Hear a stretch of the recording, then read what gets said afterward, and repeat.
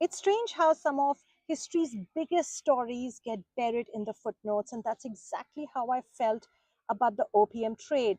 What really got me hooked on to this opium story was that it was kept a bit of a secret in colonial economic history. Whereas if you look at pictures and illustrations, there seem to have been these massive warehouses where opium was stored. And I kept wondering that how come we don't see a single trace of any of this in present times. I went to Patna, I went to Calcutta, and there was nothing. Where did all of this money go? What was it put into? And that's when I came across this gem of a book by Amar Faruqi, who's a historian.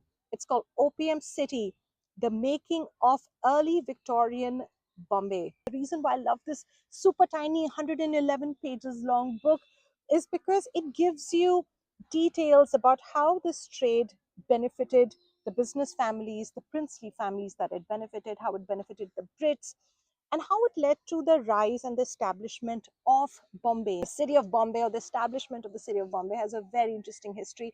And as it always happens, things could have turned extremely wrong for Bombay, and it didn't.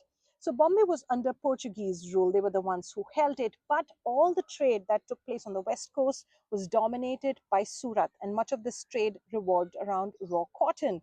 How did Bombay come up? Now, Bombay was handed over to the Brits as dowry by the Portuguese, and the Brits really didn't care about it. I mean, there are quotes in this book by Lord Cornwallis who said that, let's just limit a factory to Bombay. We don't want to do anything.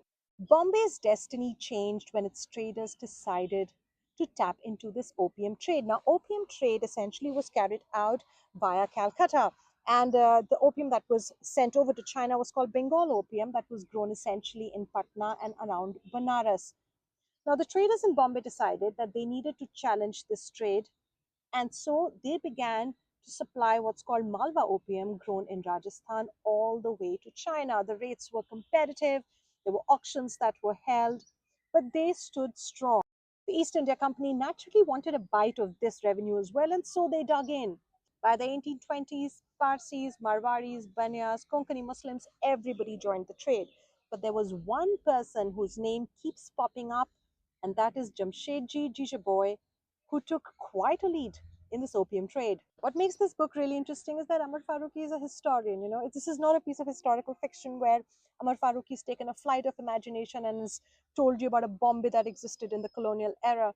This book gives you data. It tells you about the ships that set out from Bombay. It tells you about the chests of opium it carried. It tells you about their owners. It tells you about the trading families that greatly benefited from this trade.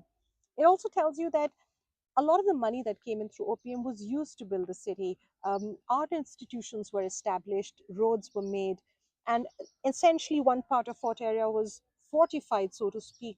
What's also interesting is that while the British really wanted to control the trade, the Malwa opium was dominated by the Scindia state, and they got the lion's share of the revenues from it. There's no denying the fact that the book is essentially your piece of academic writing. It's not historical fiction, but it will drop its hints. It will talk about how illegality was a huge part of how Bombay came up.